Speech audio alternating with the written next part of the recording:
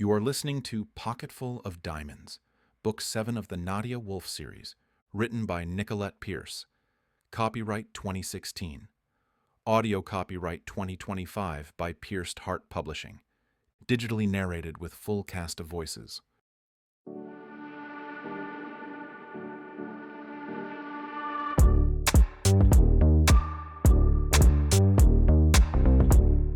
Chapter 20. Ian bit into a piece of toast and shifted uncomfortably. The bedroom chair he sat in was decent enough. It was the damn white kimono-style robe that felt wrong, especially without underwear. He had never thought much about underwear one way or the other, but now he missed them. Dressed in only a robe, he felt adrift, loose, drafty, uncomfortable. Knowing Gwen was similarly dressed, or undressed, he should say, he thought of tossing off the robes and taking her back to the soft bed they had thoroughly enjoyed last night. Don't even think about it. Think about what? Your gaze keeps drifting to the bed. I expect Duvine to summon us any moment. He sighed. I forgot how much I missed a soft mattress. Yours is rather hard at the hut, but I'm sure you don't have many options there. Not many, he echoed. Do you normally have to wait for Duvine to summon you? She nodded and then sipped her tea. It's just another way to make me remember who is in charge. It's crazy, but I still don't feel threatened. This is like being at a spa. I even got a massage last night. He winked at her. A secret smile tugged her lips. He could have sat in the cozy room with her all day, but he had to prepare himself. Duvine was smart to try to lure them into feeling safe. It was easy to lay down defenses while in a plush house with all your needs taken care of. Except underwear. Gwen wouldn't answer many questions about Duvine. When she did, she was evasive. The most he gathered was that Duvine was eccentric and off his rocker. Ian could have figured that out on his own. What should I do with the stones? He asked. It's not like I have pockets in this getup. Not that I'd want to bring them within 100 feet of Duvine anyway.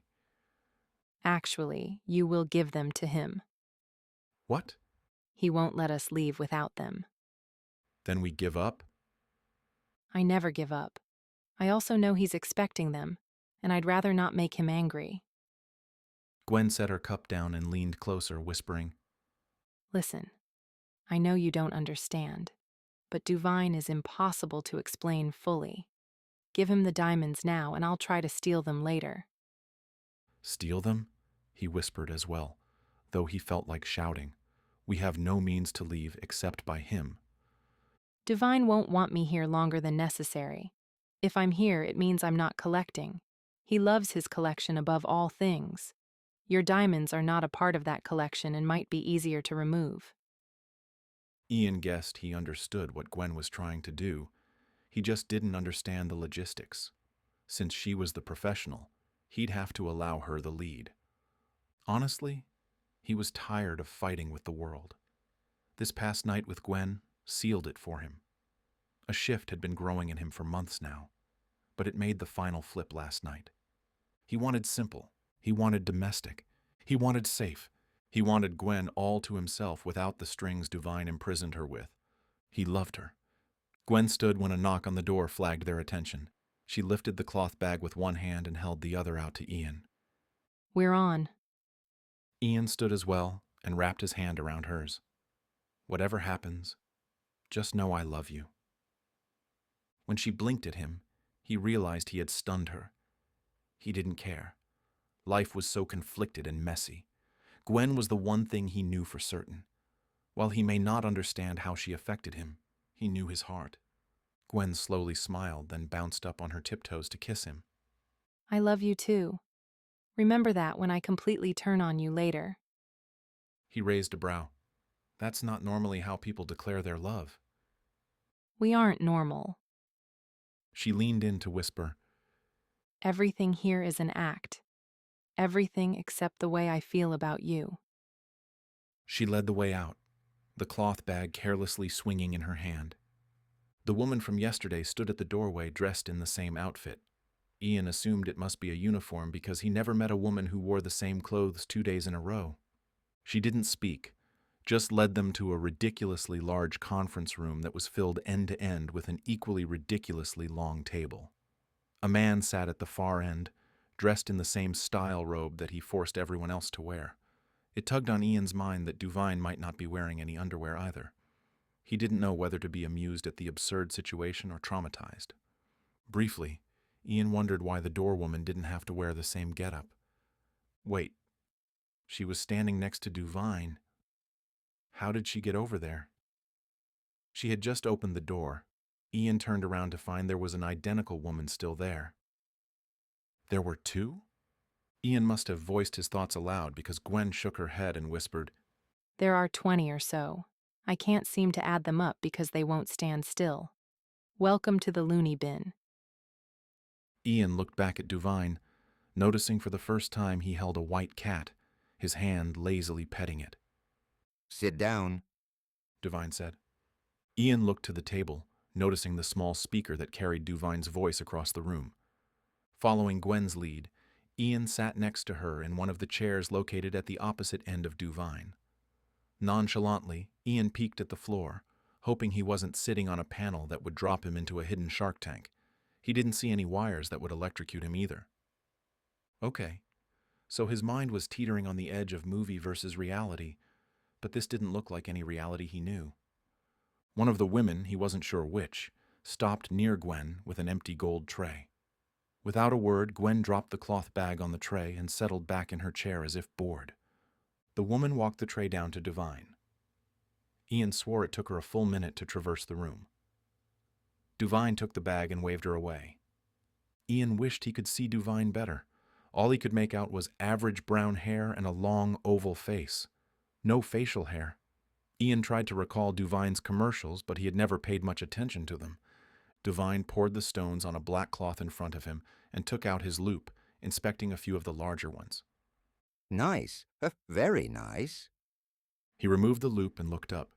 You've done well. Thank you. Gwen said automatically. But you also brought an outsider. We've discussed this. Will there be a problem? I already have one of your family members here.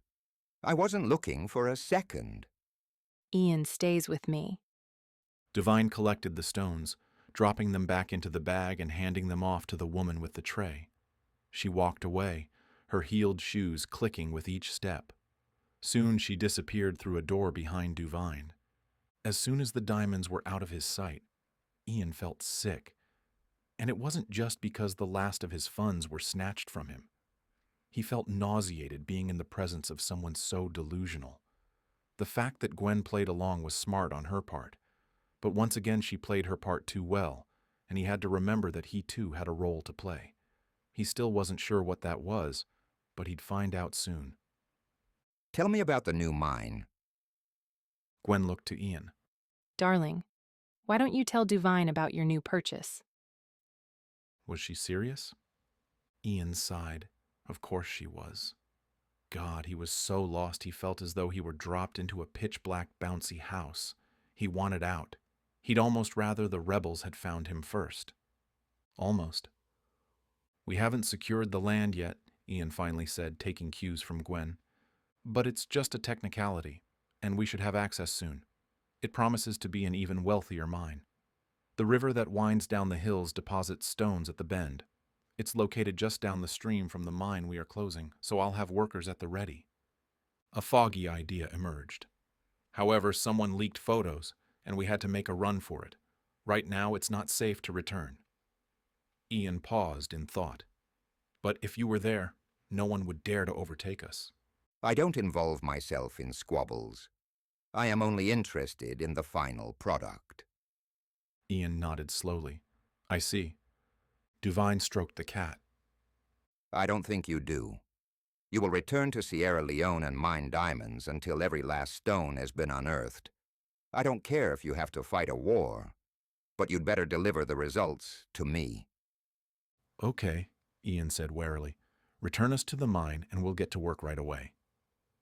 Ian hoped it would be easier to lure Duvine to the mine where the warring fascists could have him, but Duvine didn't want to get his hands dirty, just like Gwen had told him.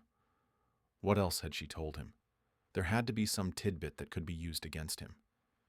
Wrong again, Ian. You will return. However, Gwen will not. She has other work to see to. She's my wife. Then you'd hate to see her die. Duvine stroked the cat again, daring Ian to challenge him. You wouldn't kill her. She's too valuable. She's grown sloppy. I can easily replace her. This was exactly how Gwen was ensnared. Well, maybe not exactly, but she had exposed her father as her weakness, and now Ian exposed Gwen as his. Duvine would keep them apart and blackmail them until he had every bloody diamond on earth. This had to stop. If it wasn't them sitting in this web, then it'd be someone else. Duvine smirked. Ian clamped his hand on his knee to keep it from shaking. Gwen noticed and turned to Duvine. Surely you'll allow us a honeymoon. It'd be certain death if Ian returned to Sierra Leone right now. And I'm still gathering intel on the faith diamonds you wanted. I can do that anywhere.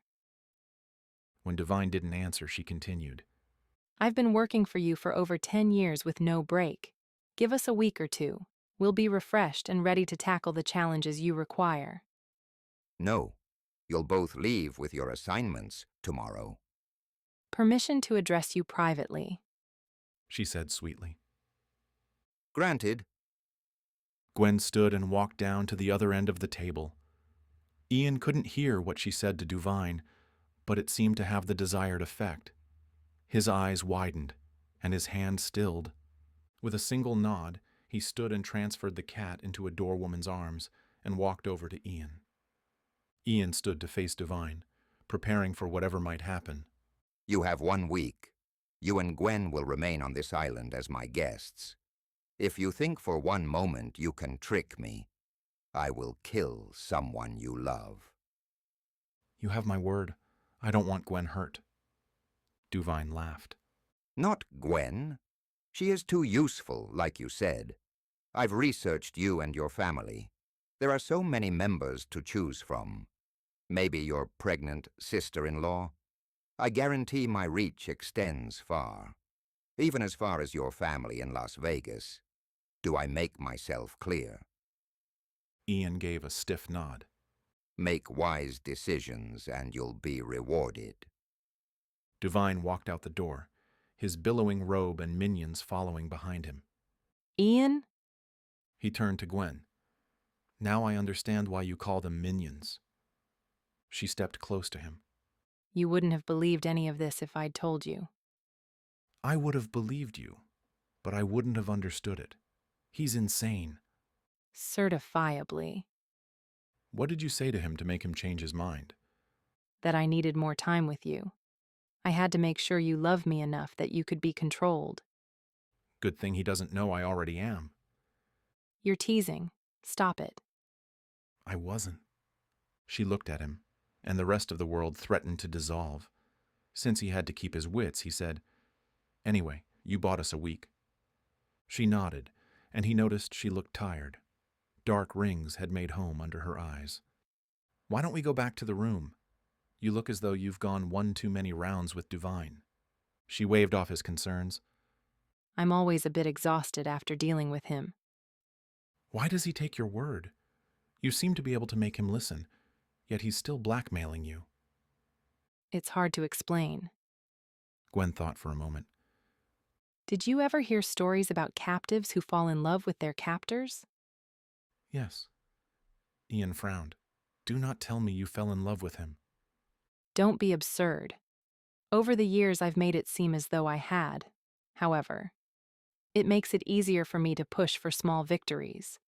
If he thinks he has me wrapped around his finger, he's more likely to give me a wider berth, and he takes better care of my dad. Then how does he feel about our marriage? From our short conversations, he probably thinks I did it just to get to your diamonds. Has he ever tried to act on your pretend feelings? No. No? Ian hated the thought of anyone other than him touching Gwen, but Duvine had a perfect opportunity. If he wanted to sleep with Gwen, it'd be easy enough to manage, especially if Gwen didn't want to blow her cover. I don't think he likes women. Oh, No, not that either. I don't think he likes anyone except for himself. He's only interested in diamonds. And that damn cat. The cat? Ian grimaced, hating that his mind went there. But it did. Gwen smacked his arm and laughed. Not that either. Ian shivered. Let's get out of here. This place freaks me out. Are there sharks under the floor? Yes, the floor opens up with a flip of a switch and Duvine drops his nemesis down into the tank. The sharks rip the victims to shreds. Ian stood motionless, dumbfounded. Gwen laughed and poked him in the ribs. I'm kidding. You watch too many movies. Ian's heart dropped back to its normal rhythm. It's hard not to connect the two.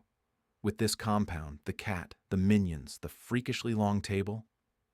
He shrugged sheepishly. Active imagination. She took his arm, hugging him to her side, and proceeded to wander to the door. It took me a while to get used to this. Does he always stay here? Not always. He has many houses spread around the world, but he normally spends his time here and then goes back to the US for business. I'm sure he'll have to go again soon to make new ads. Is there anything you can hold over him? Ian whispered, wondering if there were ears in the hall. There has to be a way to control him. He can't always maintain dominance. There has to be something that we can do to turn the tables. I've tried over the years, but he seriously doesn't care about anything other than diamonds. I even threatened to tell his wife. He has a wife? Not really. They are married, but it's just another one of his minions. All for show so he can have someone to bring with him to events. She lives in his US house to maintain appearances while he's gone. It's freakish how they all look the same. How did he convince them all to become mindless drones? I have a theory, but you probably don't want to hear it. Cloning. She nodded.